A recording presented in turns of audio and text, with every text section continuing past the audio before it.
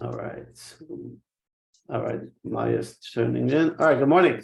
Welcome back to Tanya. We are beginning chapter 49. I'm going to do a little recap of what we have done so far in the whole of Tanya.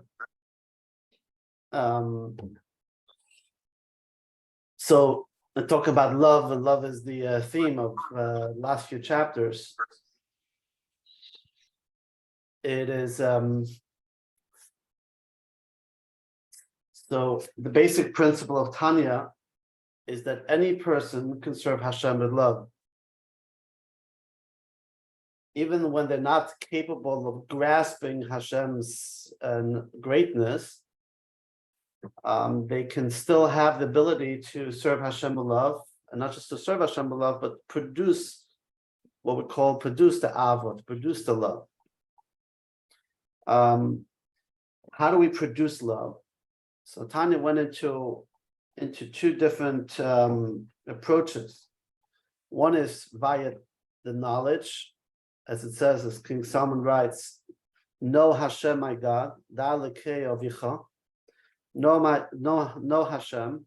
Via the knowledge, we create love. That's typically how we operate on the physical level, right? When your mind tells you something is good, you create an emotion to it, right? When you open up your freezer and you see the delicious ice cream, your brain looks at the ice cream and develops this intense love to the ice cream. Yes, because we know how it tastes.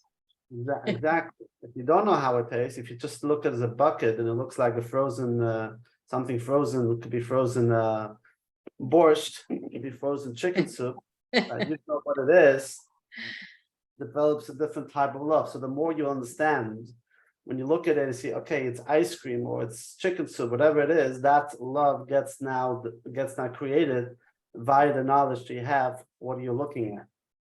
So the most from the most intense or perhaps deeper love is a love that gets developed via our knowledge about Hashem's greatness. However, that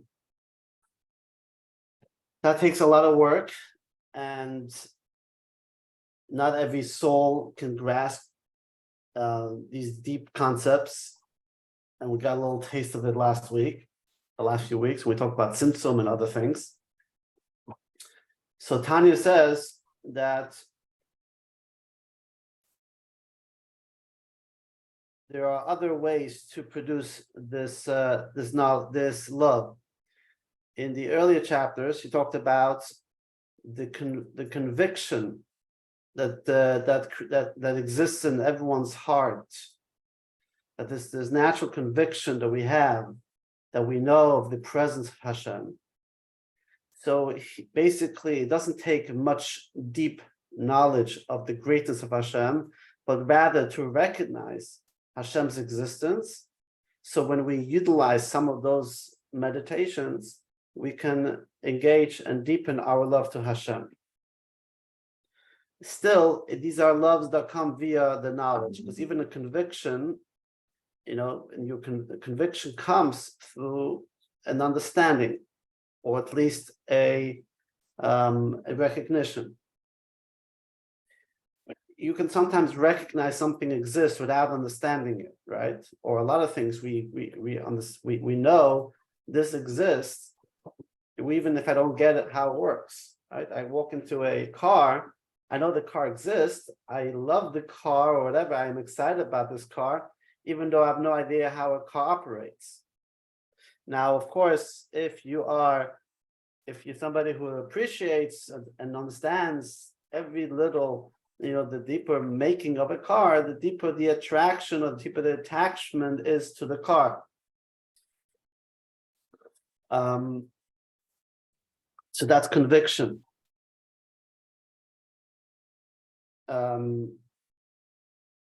But still, you need to have a certain amount of understanding, even with a conviction, meaning how we translate to Hashem. You ask a person, "Do you believe in Hashem?" He says, "Of course, I believe in Hashem." and there's a conviction that I understand that Hashem exists, not just a belief, but there's a conviction, and I just look around me. I look around the universe. I look around how everything is so perfectly aligned. I look around the miracles that occur in my daily life. I wake up in the morning and I'm in Florida. I'm blessed and right, and the sun is shining, and you feel so amazed that Hashem's present. So there's a certain meditation or knowledge that's happening, that is this conviction that translates from my brain into my emotion to the love that I have for Hashem. And this is so important because these love and fear of Hashem that come out of the conviction gets translated mainly by my expression of the love. And what's the expression of the love? How do I express my love to Hashem? It's via the act. It's via the mitzvahs, the commandments that Hashem given me to express my love. And the love, and the action, the mitzvah itself is not enough.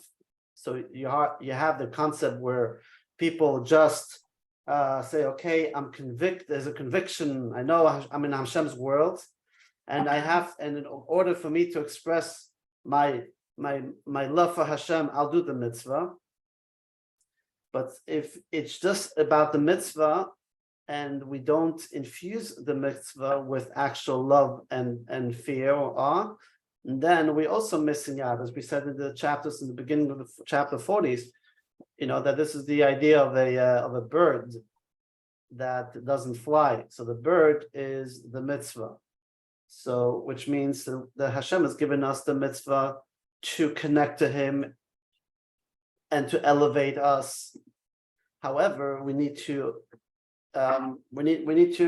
infuse the mitzvah with love and fear as well. So, in other words, not only should the conviction that we in Hashem's presence, which says, okay, now I'm Hashem's presence, I'm stuck, and I'm going to do the mitzvah because I have to do the commandments. Without the emotion that comes out of it, is also lacking in the service of the mitzvah itself. Just trying to recap a little what we learned for the whole time, so we can kind of move on. Following along. Okay.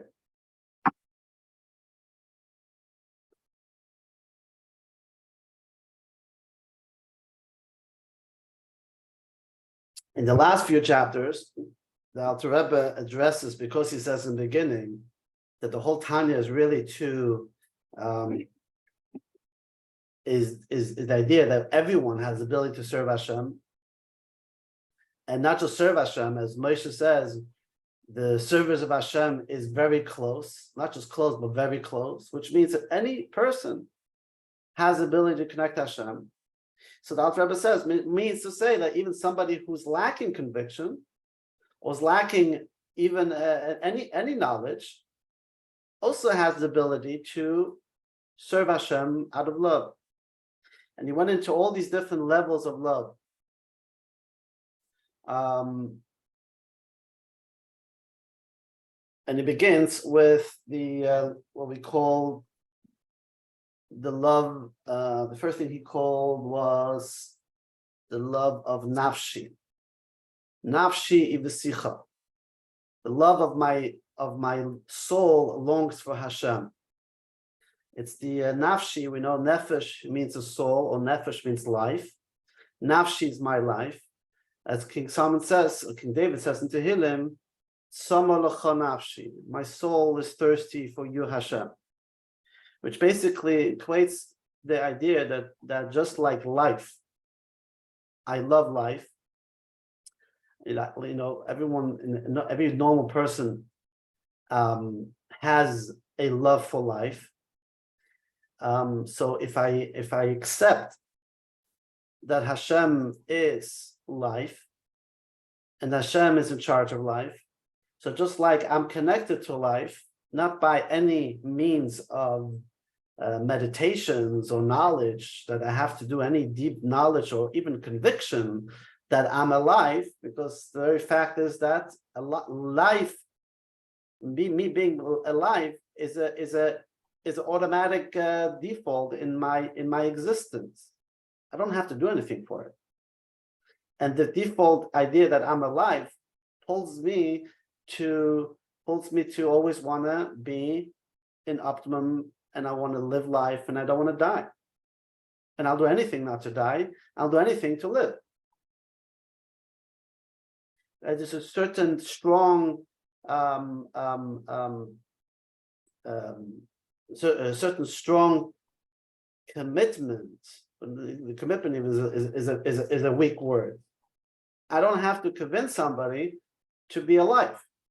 If I have to convince somebody to stay alive, there's a problem with the person. But most people have this, everyone, the natural idea that I want to exist. So if a person contemplates that Hashem is part of his life without much thinking, just the idea that just like I'm alive and Hashem is my life, and I cannot envision my life for a moment without Hashem. And that so in the 40s, he said that I think it was 46 or 45, he said there that it keeps us going in terms of my mitzvah, because what is the mitzvah? Mitzvah is my life source of my connection to Hashem. So just like I want to be alive, I want to do a mitzvah because that keeps my connection going. And the opposite, my natural default is not to ever be disconnected from that connection of life, to be disconnected from Hashem for a moment. And hence, I will listen to the commandments that says that if I violate the commandments, I get separated from Hashem. But there's not much love and fear and awe in this idea. It's more like this is the nafshi, the soul, the life connection.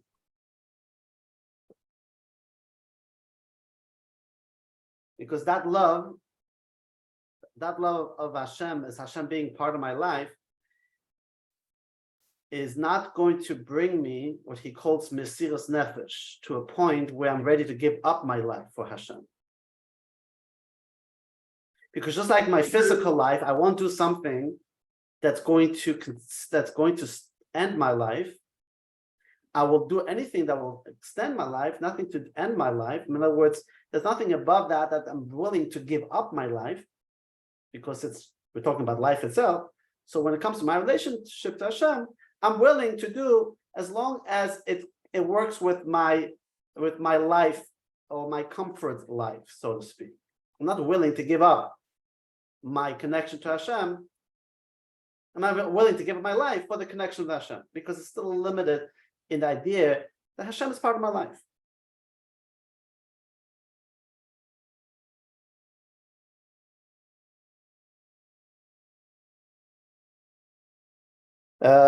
Then he went into the parent love. Right? When it comes to love, there's different strings.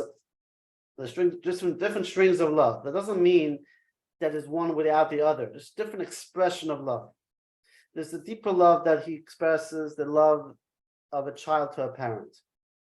Here, the love of a child and parents is an organic love.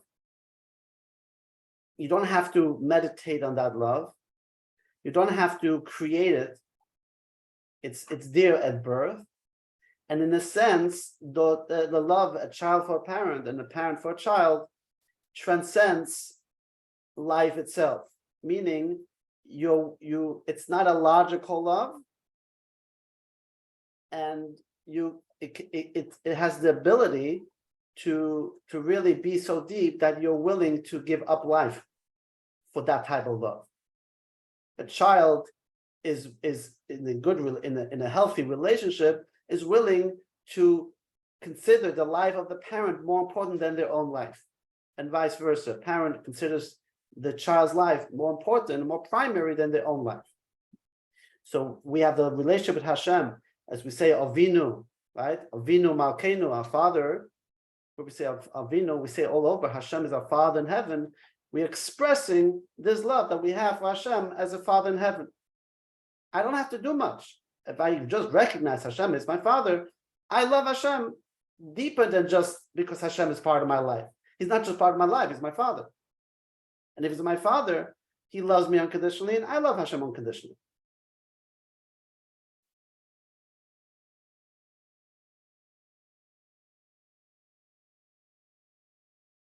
It's such a good explanation, Rabbi. It's so deeply touched. Excellent, Rabbi. Thank you. Because God gave us life and we his children, and it's easy for him to love us. And it's like our kids, it's hard for them to love us. So it's like excellent example. Thank you, Rabbi. Well, it's all in the Tanya. We just sometimes we learned it in such long chapters that we lose a little bit the synopsis of it. So I want to just, as we move on, just to get at least we have a strong bird's eye view of what we learned, and that's so important. And deeper than the love of a parent, he goes further, was the love of compassion, a love that comes out of compassion. And here the Alter Rebbe says, if you can't get to the point, or it doesn't touch you. Some people, that love touches them, right? If they contemplate Hashem as a loving Father, then they don't need much more than just love Hashem. They don't need much more conviction in that. Some people that doesn't touch them, maybe because they didn't have a good relationship with their parents. It's hard for them to identify this type of love. Which, by the way, it's not a love that has to be created. It exists in every human being. However, we have a bit, sadly, sometimes it gets suppressed. It gets suppressed. Then you have but just as, it's almost like the Alter Rebbe is giving us a buffet, right? Buffet, where can I identify the most, in the most personal way that works for me to work on my love relation with Hashem? To some, it's when they can contemplate and think about the greatness of Hashem and the ideas of Tzimtzum and infinite light and the encompassing light and meshing light, all that things. So that some people, that talks to them, and the more they would learn and have a knowledge of Hashem's greatness, the greater the love is going to be. In a sense, that type of love is very intense, which is the greatest way to serve Hashem, because the more you have, because knowledge, mind creates the emotion. We know that in Tanya, right? The mind controls the heart, and when it controls the heart, the mind makes the heart go. So the more stronger the appreciation and the depth of understanding, the stronger the passion, the love and fear Hashem would they'll be. However, we understand it's definitely the most difficult avenue to go, and it's not necessarily the one that most people are capable. So if you're tzaddik, if you're special Beinoni, go for it. And by the way, there's no like all or nothing. It's you can and you should have certain points in time of your life or your time of your day, of your week, whatever, that I'm going to try to work on my knowledge of Hashem. And then you can switch over to the idea that it is the conviction love, that just contemplate and meditate that Hashem is part of my life, and that I love Hashem because I know that He exists. I know He's here. I know that all the blessings come from Hashem, and that in itself creates the love. And then I can switch, if I'm not that deep in my contemplation, to the idea that that where Hashem is a loving Father. Or as we said, Hashem is like life, and just like I love life, I love Hashem. And then you can go to the idea of Hashem is loving Father. It doesn't go one over the other. It's different strings of love that we pull on.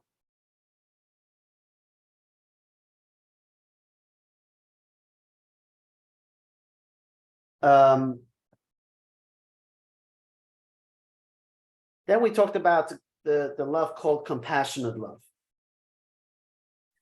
which means if you're still having a hard time, think about yourself. Understand that you have a godly soul. You have a neshama.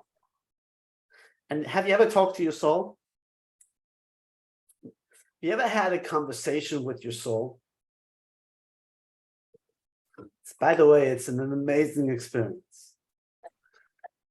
All right, so close your doors. The other time, people will think you're crazy and start talking to yourself. Imagine your soul. Imagine who's your soul. Start identifying your soul. You know it because it's you. We never really take time to talk to ourselves. So I identify this pure soul, this pure godliness that exists inside of you, and you all know exactly that spark that exists inside of you, not the ugly parts of ourselves, right? And start saying, imagine if you can put it on a couch across from you, and you can have a conversation and say, how are you doing? How are you doing? How are you feeling? And you will, and the soul will talk back to you and says, I am in such a bad place. I am in prison. You're ignoring me. You're not giving me nourishment. You're not taking care of me. You just like do everything except. And don't you understand that I am your engine? So what happens? You start having compassion on yourself, compassion of your soul, compassion of your godly soul. We say in Yiddish, rachmunis, hab rachmunis abyssal. Right? And that doesn't take much. You don't have to really, there's no contemplation or meditation to come to a place of compassion. Most times, with compassion is a really important topic we need to discuss further. Maybe not right now, but the idea is we have compassion to something that you are, that is part of yourself. Meaning, if we identify things, you have compassion. Typically, who do you have? The compassion level begins with your own, right? Begins with your family, begins with your community, with your fellow people, animals. You have more compassion to your dog than you have compassion to your tree. Correct? Well, to some people, if they identify the tree as that is part of their being, which is beautiful, they'll start having compassion on the tree. The more you identify with something, the more compassion you have. It doesn't matter right now where the compassion level is for other things, right? Sadly, sometimes people have more compassion to an animal over their own parents. I think the statistic that the research, the survey they made, asking especially young people, if you're on a boat that's sinking and you can only save either your pet or your parent or your mother or your father, a lot of people would choose their pet over their own parent. For another discussion, but there's obviously the point is, why would a person choose their pet over their own parent? So forget. I don't want to get distracted on this topic. But the idea is, we never take time to have compassion on our own little pet called the soul. So that's the love. And if you have that, then you want to give it all. Okay, what do you need, soul? You need love for Hashem? You got it. You need fear for Hashem? You got it. All right. Then we talked about, this was really the whole topic, the last 2-3 chapters. I went in such length because he was trying to, the Alter Rebbe is trying to give us, in a sense, the most accessible love that is accessible for anybody, and he called it reflective love, which means that naturally, if I give you something unconditionally, without strings attached, if I give you something, an expression of love, there's a reflection, there's a return that reflects that the love to the giver. It doesn't take any meditation. If somebody gives you a gift, you like that person because they choose to give you a gift, right? And in that sense, the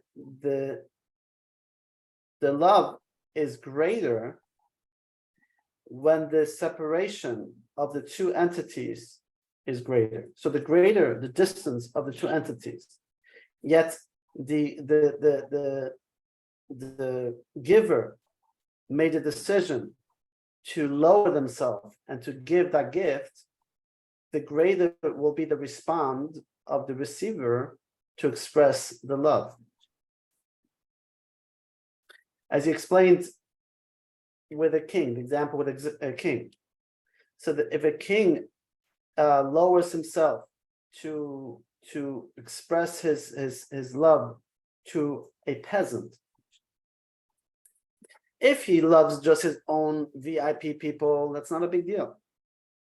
Right? And the VIP people, they're grateful, but they're not like in ecstasy of this incredible love. They also feel, I'm also a big macha, I'm a minister. But if the king lowers himself and picks up a peasant and says, "Come, I love you, and I'm giving you everything, and I come and invite you into my deepest chambers of my palace," and so the peasant response of this love is incredible.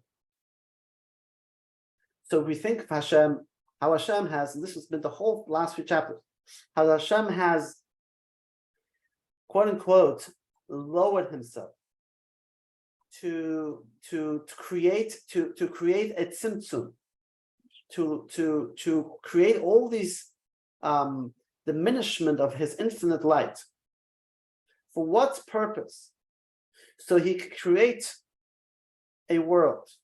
He created a physical world. And first he had to create different spiritual worlds that are one lower than the other.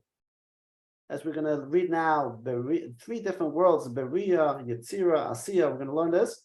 Which basically each of them is another contraction of the infinite light, and the ability to eventually give place for an independent existence to the lowest, which is the physical world, that doesn't even naturally recognize Hashem's light. In other words, Hashem created something that denies his existence. For what purpose? To create us, to create that we should have the ability to exist, that we should have the ability to have freedom of choice. For what purpose? Because Hashem yearned to have a relationship.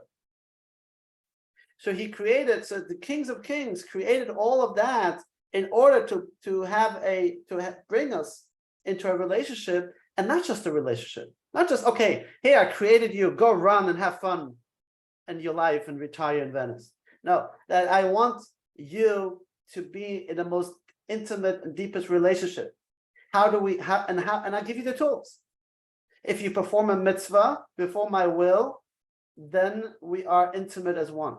If you study my Torah, you study my wisdom. I took my entire infinite wisdom and limited. So I get into the reading of a Torah that is already the end result of so many tzimtzumim, just for me the ability to connect to Hashem. So in that level, in that idea, the lower the person or the lower the level, it's not going to be a less connection. We think of spiritual beings like angels or a tzaddik, right? They're closer to Hashem. They're much higher up there. So it could be that they're maybe closer if you will look at it in a spiritual ladder. But in terms of the idea of a love relationship, the love is much more intense from Hashem's perspective, and it is reflected from the lower perspective when the distance is further. So the lower the person, Hashem tells me, think about it for a moment. Hashem is telling me he loves me, not despite my faults.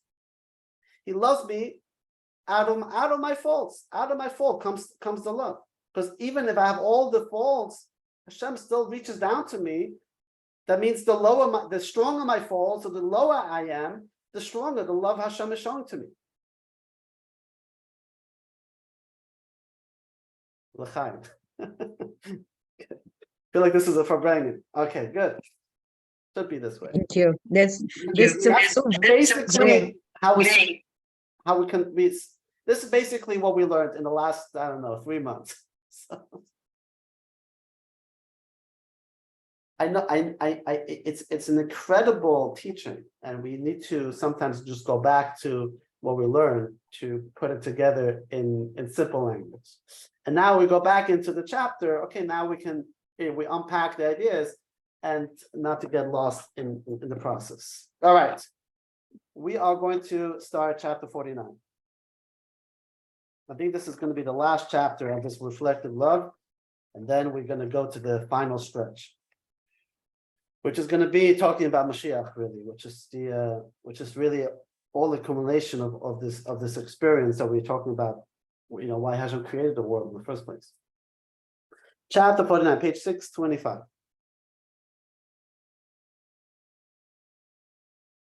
Love, transcendence, and responsibility. Section 1, the diminishment and their purpose. The chapter 49 includes a Tanya guide to mirroring God's love, which began in chapter 46. This contemplative technique is based on the verse, as faith reflects faith in water, so the heart of man to man, Proverbs. When someone shows you love, your heart will instinctively want to mirror that love back.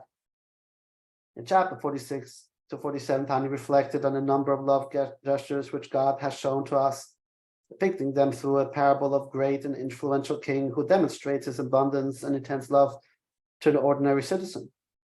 In chapter 48 to 49, focus on the one particular expression of God's love for us, the diminishment, the tzimtzum of his infinite light, which makes our finite existence possible.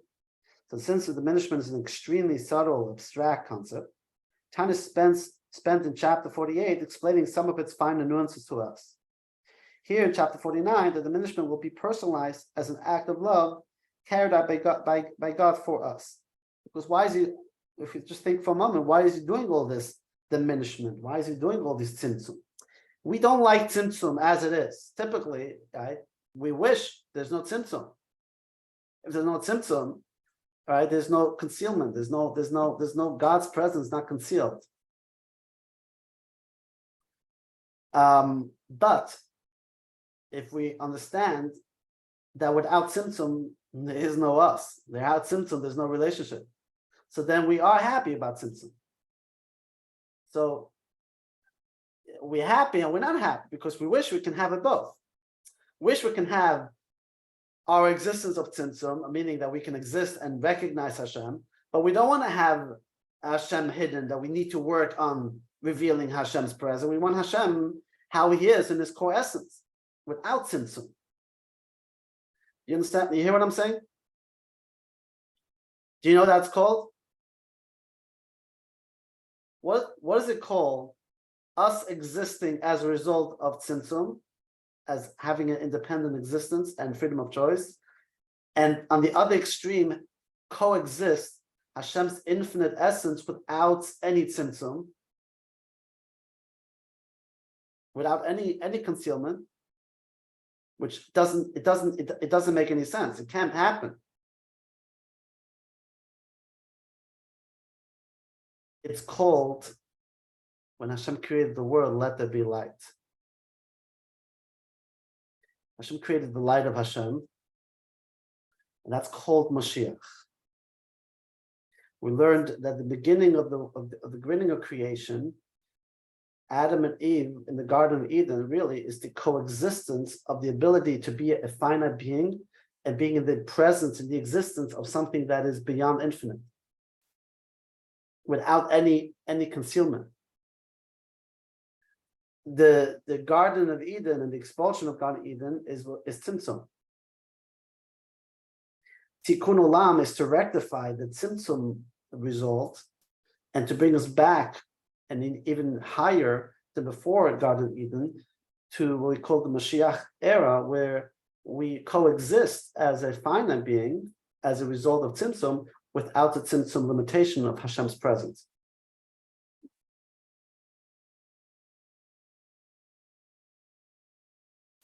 When we perform a mitzvah, we're peeling off one of the layers of tzimtzum.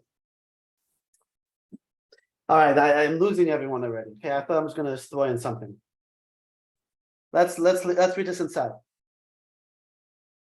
And we're going to learn in this chapter a little bit new meditation or a new dimension of the mitzvah of saying the Shema. So let's do this. Bottom 625. But now are the precise steps by which the blessed infinite light is concealed and hidden through the chain of spiritual worlds, till the point where this physical world itself is created. These steps are too numerous to recount.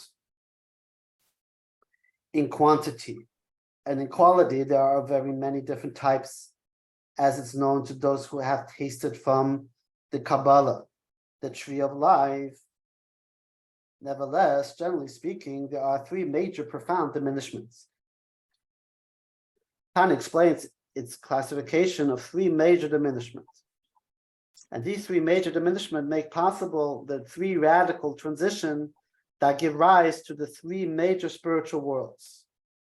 Although with each major category there are hundreds of millions of details, these three spiritual worlds being the worlds of, in Hebrew, Beriah, Yetzirah, and Asiyah.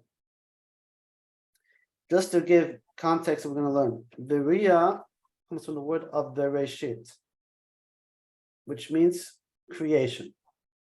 Bara, creating, right? Well, Bereshit means in the beginning. Bara, the word bara, Bereshit, bara Elokim. In the beginning, God created. Which, by the way, Bereshit and bara are related. Bara means creation. Bereshit means the beginning. Typically, any creation is the beginning of something. So there's the world of Beriah, the world of creation. Then there's the world of Yetzirah, which translates Yetzirah, Yotzer. We say that in a prayer, Yotzer Or. It also means creation, but actually means more than creation. It means formation. What's the difference between creation and formation? We'll see soon. And then you have the word of Asiyah, which comes from the word of Asay, which means action. The word of action. So the sequence is first there has to be what we call Chachma, the ideas, which is creating an idea. Yetzirah, the idea takes form now, below some type of form. And then Asiyah is the actual manifestation of it in a tangible way. In the spiritual levels, there's also those three sequences. So we think of in a physical idea, but also in the spiritual level, it has to go through these three sequences. And again, with preference that we're not going to go too deep into all these concepts, because here, like you just said earlier, it's really for the people who want to taste, who have an understanding and a taste of the tree of life. What does he call? What's tree of life? Calls it the teaching of Kabbalah. In a sense, this is again we need to talk about this another time, just review. Tanya and the Hasidic teaching is not the core Kabbalah. Because as you know, as you just can taste, Kabbalah really is not for your average guy. But I like to teach, I like to learn Kabbalah, right? I like the Kabbalah. Just the word. Anything that and if you are a tzaddik, go for it. The average person, not supposed to even learn Kabbalah, cannot understand Kabbalah. So what are we learning? Hasidus teaching, or the Hasidic teaching, is to take taste of Kabbalah that can be explained to the average person and make that accessible. So are we learning Kabbalah? Yes, we are getting a taste of Kabbalah, but we're not learning hardcore Kabbalah. Tanya says, I'm giving you even so for the student of Tanya, when you look at Tanya, you think that's already a difficult teaching, as it is. But how much more so, we take that a little bit more apart. But we're going to do as Tanya, what Tanya reads, what Tanya writes, we're going to try to study. Moving on. In 626, we are in the third paragraph. The merchants of the spiritual worlds is extremely complex, multifaceted process, but if we are to generalize, three major dimensions of God's light were required to produce the three major spiritual worlds. Now, I told you three, but there's a fourth world. Oh, and that this was my fourth- question. The highest world is called Atzilus. And Atzilus comes from the word of Etzel. Etzel means in Hebrew, translated in Hebrew, next to me. If you want to say, I'm standing next to somebody else, Ani omed etzel mishu acher. Ani omed liyad Larry. I'm standing next to Larry. So etzel means closeness. It means in proximity of something else. So the world of Atzilus is the highest spiritual world, where it's so close to the infinite light that it's not yet considered a separation. In a sense, the world of Atzilus hasn't experienced any diminishment of a tzimtzum yet. So he continued. No profound diminishment was necessary to bring about the highest world of Atzilus, because the world of Atzilus contains no separate entities from God and its actual godliness. Atzilus is not a created world, like Berea, which we said is created world, but a place of direct divine emanation. So while Atzilus does experience some level of diminishment of God's light, as a limitless light takes the form of 10 distinct energies, or Sephirot, it doesn't require a major profound diminishment or tzimtzum. In order to create the world of Berea, which does contain separate intelligence, the souls and the higher angels who worship God through the power of Chachma Bina Das from Atzilus, invested in them, in order that these finite souls and angels should grasp these infinite power of Atzilus and receive from them, there had to be first profound diminishment of the light of Atzilus, as mentioned above. And so too, from the intellectual world of Bria to the emotional world of Yetzirah, profound diminishment was required, because the minuscule sliver of light which is found in the world of Berea is still uncontainable in the world of Yetzirah, and it's impossible for that light to receive by and enmeshed in the world of Berea except through profound diminishment and concealment.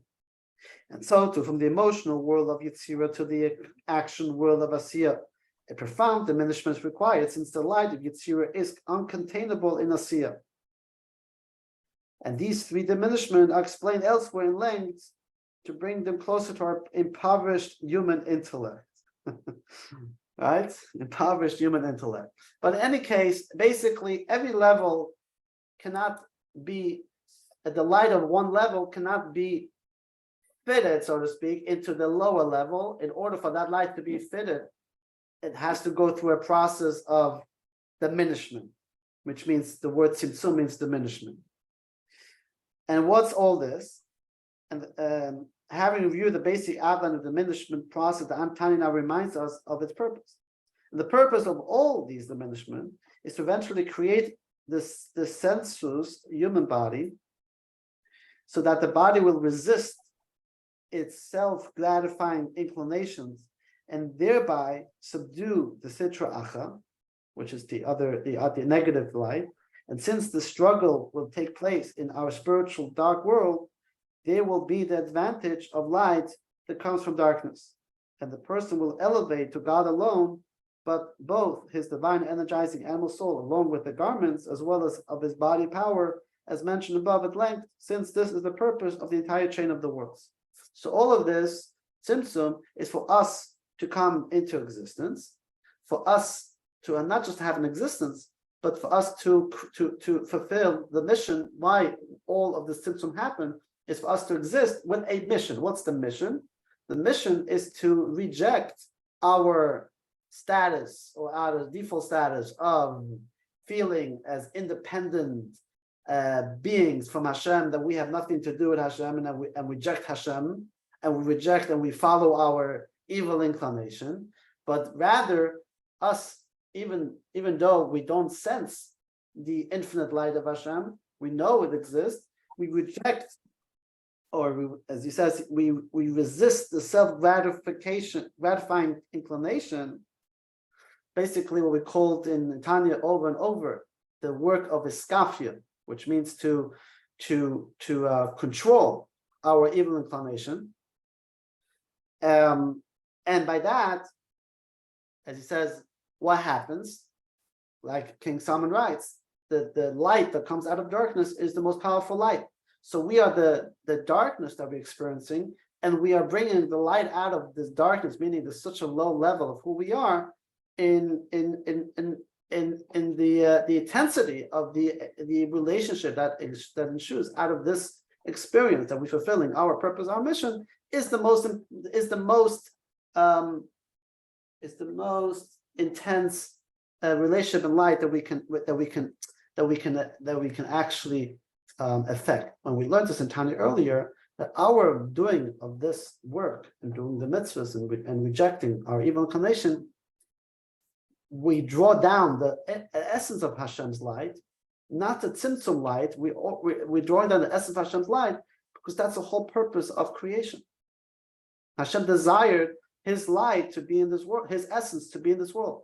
Hashem desired to have a home in this physical world when we fulfill this purpose, which we learned in the other chapter, that even angels who are from a higher level, we just said earlier, from the level of Beria, let's say, right? We are from the level of Asiya. We are the end station. Beria is a higher spiritual level, and there the souls of angels are created. But if an angel fulfills his mission, that it doesn't get the essence of Hashem's light, because that's not the purpose. The purpose is the end station should create the relation with Hashem.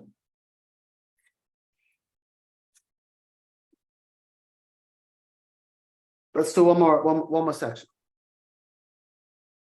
In section 1, in 627 about. So in section 1, the Tanya connects two ideas: immense and complex diminishment of God's light necessary for the creation purpose, for creation process. B, all this was carried out for our sake, so we could elevate our souls and body to God through worship. Right? Remember, one of the most famous saying in Torah is that a person has to say that Hashem created the world for what? Bishvili nivra ha'olam. Hashem created the world for me. Isn't that the most egotistical expression?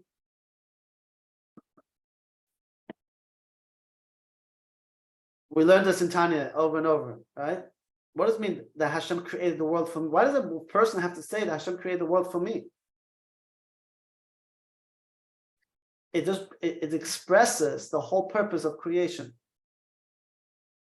It expresses that Hashem yearned to have a relationship with me as an individual, which means I'm indispensable, which means I'm important.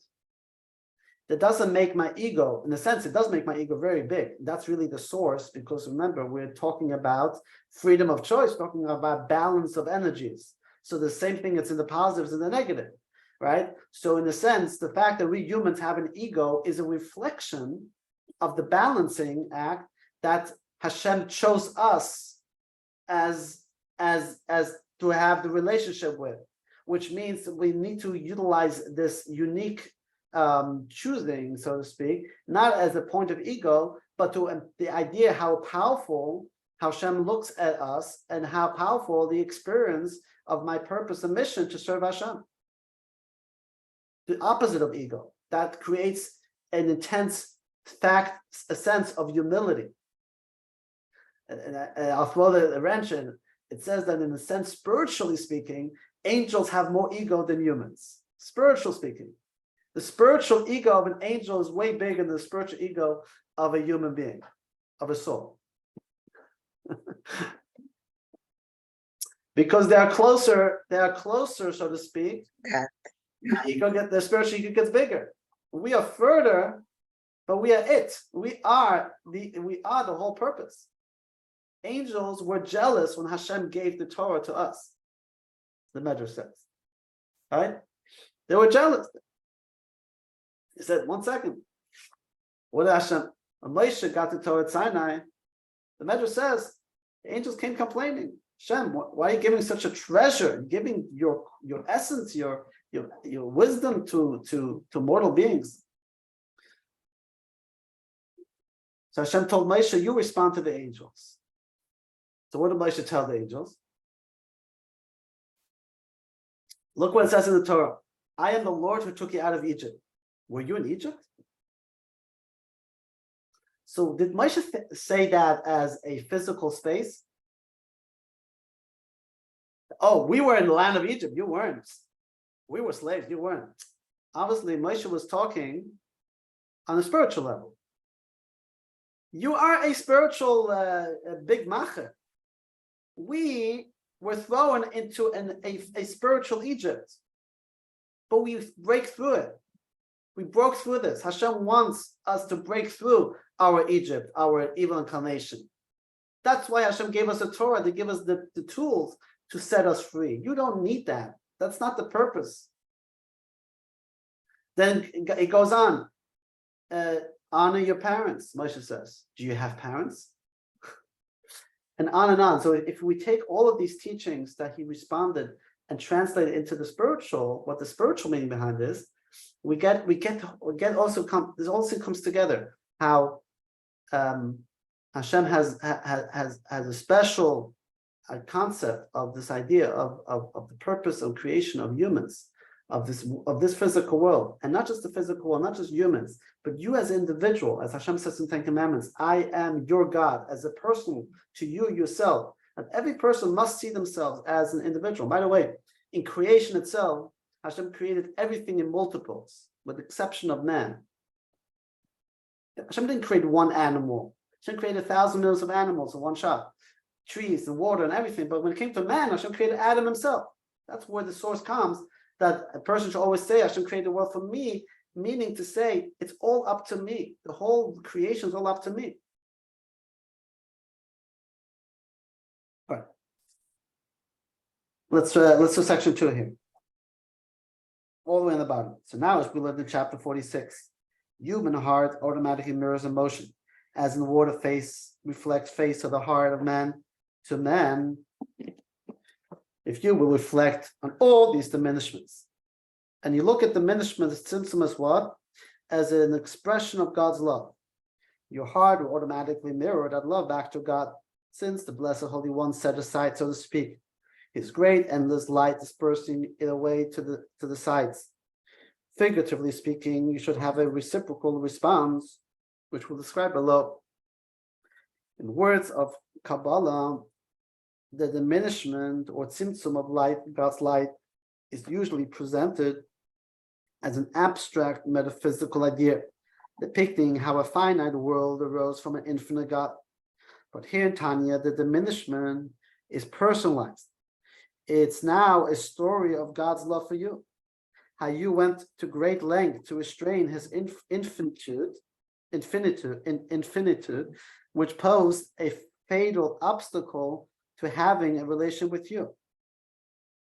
Well, since God is omnipotent, which usually don't perceive anything as being difficult for him or as demanding any effort, but in the imagery of the Kabbalah, diminishment was, figuratively speaking, a painful experience for God. He was willing to strip himself of any manifest infinitude, dispersing it away to the side, so as to sustain a relationship with your finite self. It is as if God reinvented himself, quote unquote, just so that he could become your God. Wow. And in addition to dispersing his infinite light, he hid and concealed the partially finite light that remained in the 3 different types of major, profound diminishment mentioned above, thereby creating the 3 major worlds. And all this was for the sake of a reciprocal reaction of lowly human love, which will motivate you to elevate all the worlds back to God through worship. God did all this for you. He stripped himself of infinitude, figuratively speaking, and he diminished the light that remained again and again until it will be so dim enough to allow you to exist. So while the diminishment of the Kabbalistic concept is not mentioned in the Talmud, the Tanya now offers a Talmudic citation which illustrates the idea.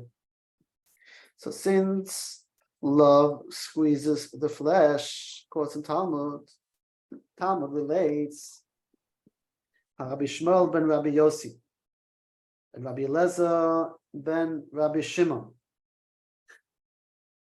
You ready for this one?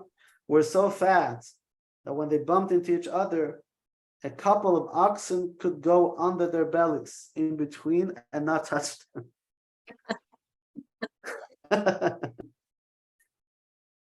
All right. A certain high-class lady said to them, "Your children cannot possibly be yours."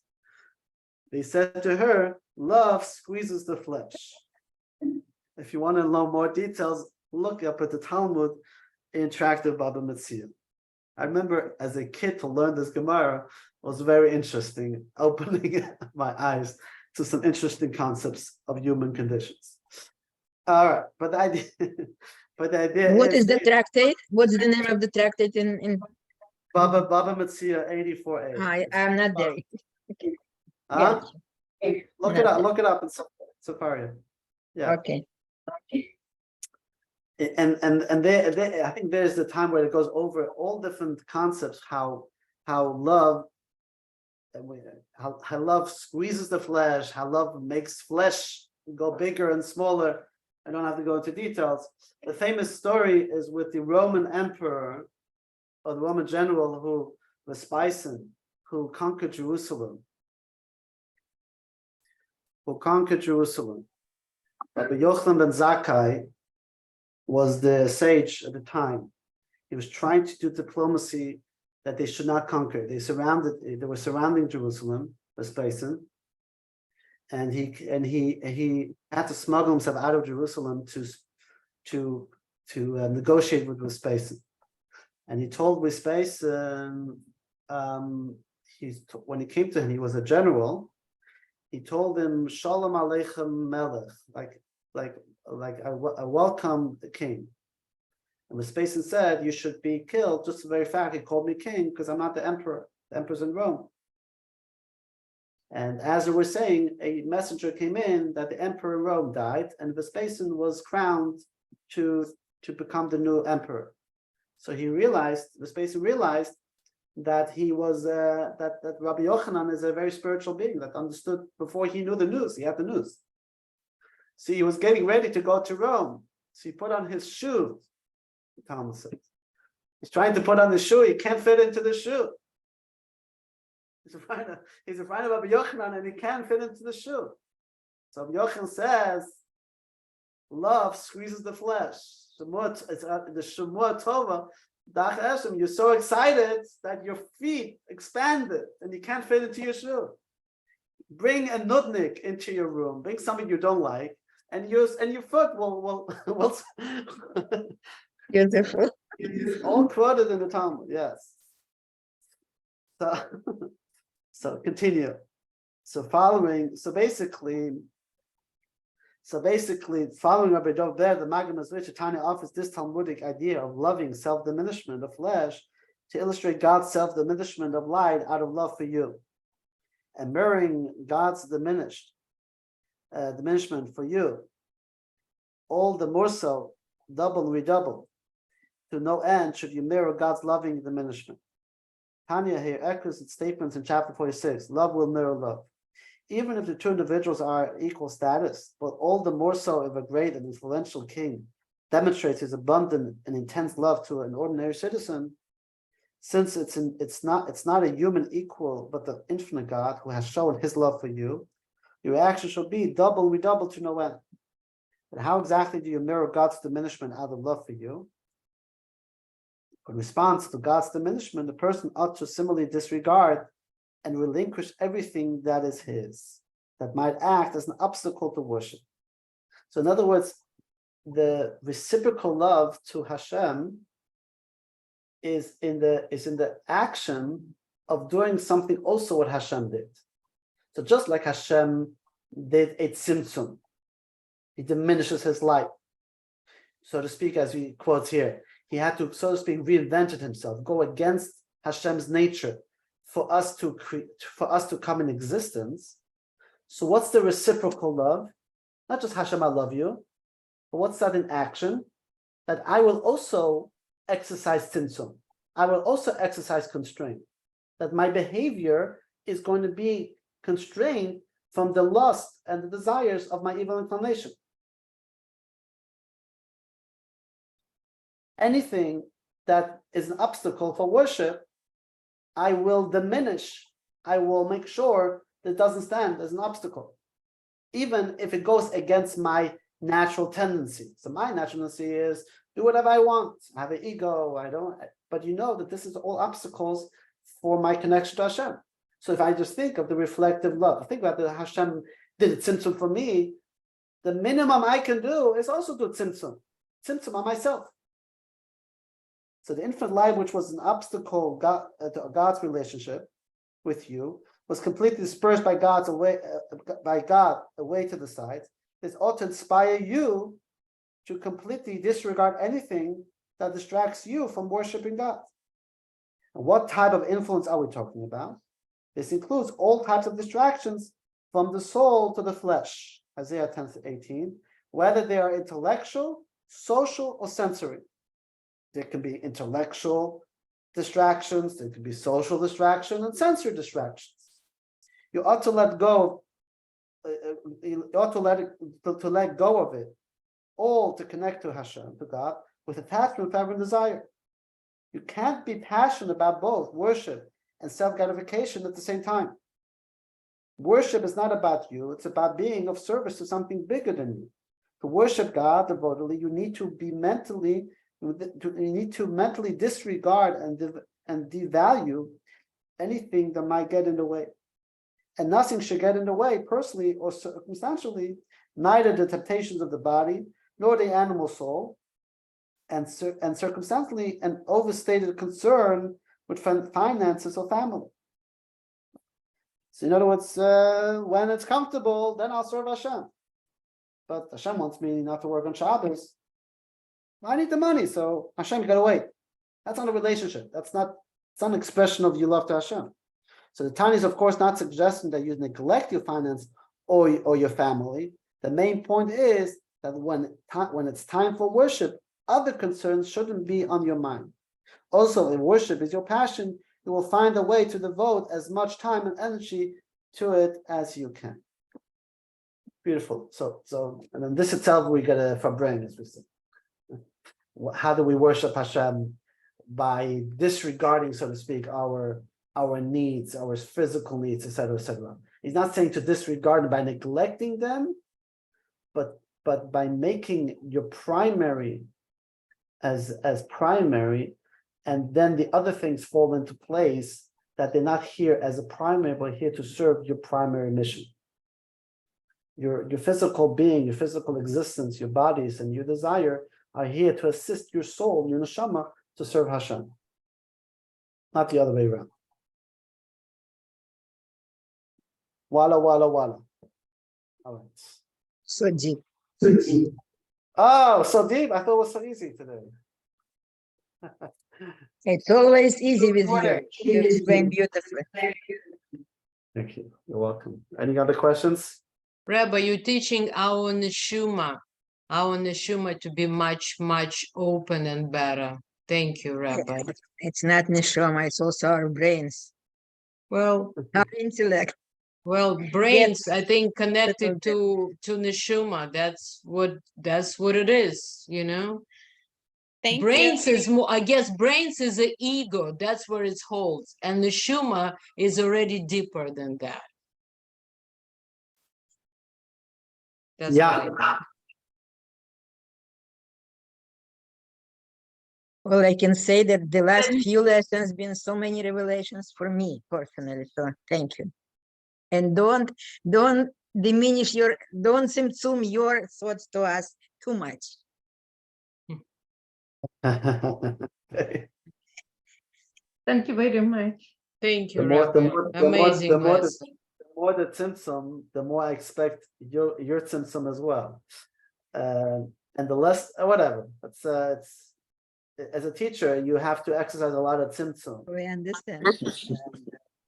Not always so easy. Actually, it's a lot harder to do tzimtzum than doing without tzimtzum. Anyways, all right. Make it a great week. Thank you. Thank you, Rabbi. Thank you.